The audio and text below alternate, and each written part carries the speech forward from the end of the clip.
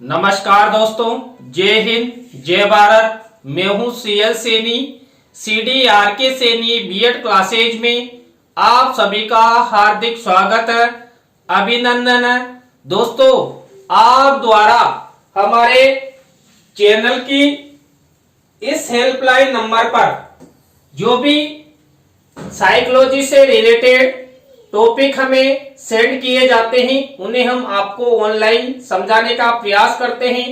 दोस्तों, आज की लाइव क्लास के अंतर्गत हम meaning and definition of forgetfulness यानी कि विस्मृति, जिसे विस्मरण के नाम से भी जानते हैं, भूलना के नाम से भी जानते हैं, तो इस विस्मृति का अर्थ एवं परिभाषा, इसके बारे में आपसे चर्चा करेंगे। तो दोस्तों, आप सब बने रहें हमारे साथ, हमारे इस चैनल के साथ। और दोस्तों, आप हमारे चैनल की प्रत्येक वीडियो देखना चाहते हैं तो आप हमारे इस चैनल को सब्सक्राइब करें और पास ही बने बेल आइकन के बटन को जरूर दबावें। दोस्तों, यहाँ पर जो विस्मृति होती है, ये विस्मृति स्मृति की तरह ही विस्मृति या विस्मरण या भूलना भी एक मानसिक क्रिया है। दोस्तों, जैसे हमने जब स्मृति के बारे में आपसे चर्चा की थी, हमने बताया था कि जो स्मृति होती है एक मानसिक प्रक्रिया होती है। इसी तरह जो विस्मृति होती है, भूलना होता है, विस्मरण होता है, ये भी एक मानसिक क्रिया है। अंतर केवल इतना है कि विस्मृति एक निष्क्रिय तथा नकारात्मक क्रिया है। स्मृति के साथ साथ विस्मृति का अध्ययन भी महत्वपूर्ण होता है।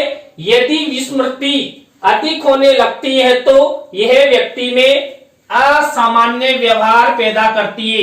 दोस्तों, हम हमारे जीवन में यदि अधिक भूलने लग गए हैं या याद की हुई बातें हम झट से विस्मृत कर देते हैं तो यह व्यक्ति के लिए बहुत ही हानिकारक है, क्योंकि हम हमारे जीवन में किसी भी प्रकार की कोई सूचना हम स्मृति के रूप में संग्रहित करते हैं और वही हम भूल जाएं तो हमारे लिए उपयोगी नहीं होगी। इसलिए विस्मृति प्रत्येक व्यक्ति के लिए हानिकारक तत्व की भूमिका निभाती है। इसलिए यहाँ पर इसका अध्ययन करना भी जरूरी है। जब हम कोई नई बात सीखते हैं या नया अनुभव प्राप्त करते हैं तब हमारे मस्तिष्क में उसका चित्र अंकित हो जाता है। हम अपनी स्मृति की सहायता से उस अनुभव को अपनी चेतना में फिर लाकर उसका स्मरण कर सकते हैं, पर कभी कभी हम ऐसा करने में सफल नहीं हो पाते हैं। हमारी यही असफल क्रिया विस्मृति या विस्मरण कहलाती है। दोस्तों, हम हमारे जीवन में प्रतिदिन किसी भी वस्तु, पदार्थ, तथ्य, घटना या सूचना के बारे में उसे स्मरण करते हैं और हमारी स्मृति में स्मृति चिन्हों के रूप में संग्रहित करते हैं। लेकिन आवश्यकता होने पर वही जो स्मरण की गई विषय वस्तु है वो किसी भी तथ्य, पदार्थ या घटना से रिलेटेड हो सकती है, तब वो हमें याद ना आए, हम उसे भूल जाएं, तो वही हमारी विस्मृति, विस्मरण कहलाता है।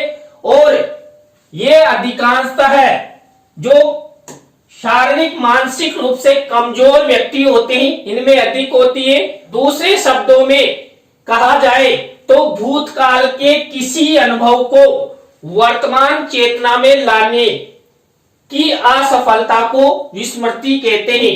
दोस्तों, भूतकाल में अर्थात पहले, आज से पहले जो हमने याद किया, स्मृति के रूप में संग्रहित किया, वो वर्तमान में इस समय यदि वो याद नहीं आता है तो वह हमारी विस्मृति अर्थात विस्मरण कहलाएगा। इसलिए यहाँ पर ये स्मृति के साथ साथ प्रत्येक व्यक्ति में विस्मृति अर्थात भूलना भी जुड़ा हुआ रहता है। दोस्तों, ये यादाश्त हमारी मानसिक रूप से हमें प्रभावित करती है। अब यहाँ पर हम आपको विस्मृति की परिभाषाओं के बारे में आपसे चर्चा करते हैं। तो यहाँ पर दोस्तों पहली परिभाषा, मन के अनुसार सीखी हुई बात को स्मरण रखने को पुनः स्मरण करने की असफलता को ही विस्मरण कहते हैं। दोस्तों हम हमारे जीवन में कई प्रकार का ज्ञान अपने मन मस्तिष्क में संग्रहित करते हैं, स्मृति चिन्हों के रूप में संग्रहित करते हैं, लेकिन जो सीखा हुआ ज्ञान है या प्राप्त की हुई विषय वस्तु के बारे में जो ज्ञान है, ये हमें पुनः स्मरण ना हो, अर्थात इसको याद करने में हम असफल हो जाएं, तो वही हमारी विस्मरण अर्थात विस्मृति अर्थात भूलना कहलाता है। इसी तरह दोस्तों ड्रेवर मोदी ने विस्मृति की परिभाषा बताई है कि विस्मृति का अर्थ है किसी समय प्रयास करने पर भी किसी पूर्व अनुभव का स्मरण करने या पहले सीखे हुए किसी कार्य को करने में असफलता। दोस्तों हम हमारे जीवन में कई प्रकार के पूर्व अनुभव अर्जित करते हैं। अब वो पूर्व अनुभव समय आने पर यदि हमें याद ना आ जाए, हम बार बार कोशिश करें फिर भी वो याद नहीं आते हैं, तो वही विस्मृति कहलाती है। दोस्तों जो विस्मृति होती है, ये विस्मृति होने का मुख्य कारण मानसिक तनाव होता है। इसी तरह एबिंगहॉस के अनुसार विस्मरण एक निष्क्रिय मानसिक प्रक्रिया है। दोस्तों मैंने आपको जब स्मृति के बारे में बताया था, तो मैंने आपको बताया था कि जो स्मृति होती है ये सक्रिय मानसिक प्रक्रिया होती है, क्योंकि यहाँ पर हम सक्रिय रहकर किसी भी वस्तु पदार्थ तथ्य घटना के बारे में ज्ञान अर्जित करते हैं और स्मृति चिन्हों के रूप में संग्रहित करते हैं।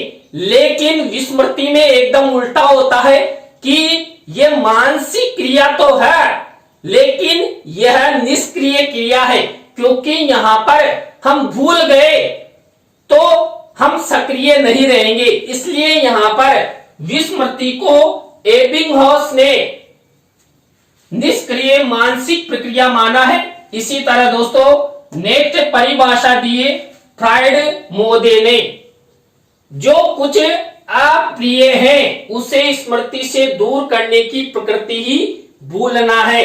दोस्तों हम हमारे जीवन में कई बार ऐसी घटनाओं को भूल जाते हैं जो हमारे लिए प्रिय नहीं है, हमारे जीवन के लिए उपयोगी नहीं है, हमारे जीवन का हास करती हो।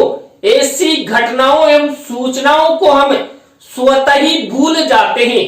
तो यहाँ पर फ्रॉइड ने यही बताया कि हमारे जीवन में जो अप्रिय घटनाएं हैं, सूचनाएं हैं, उनको हमें भूल जाते हैं। अतः दोस्तों जो हमारी स्मृति होती है, इस स्मृति से दूर करने की प्रकृति ही हमारा भूलना है अर्थात विस्मृति है।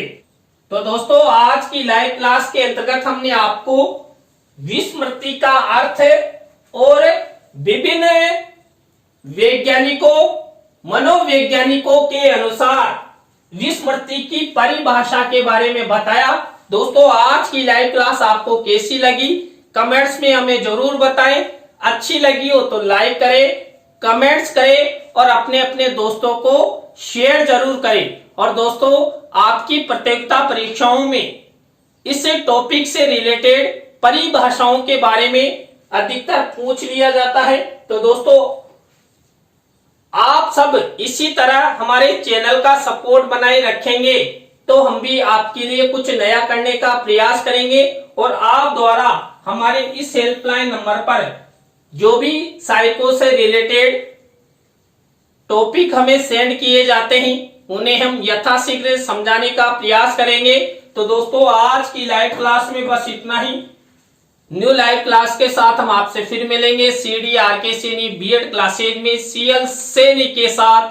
जय हिंद, जय भारत, राम राम सा।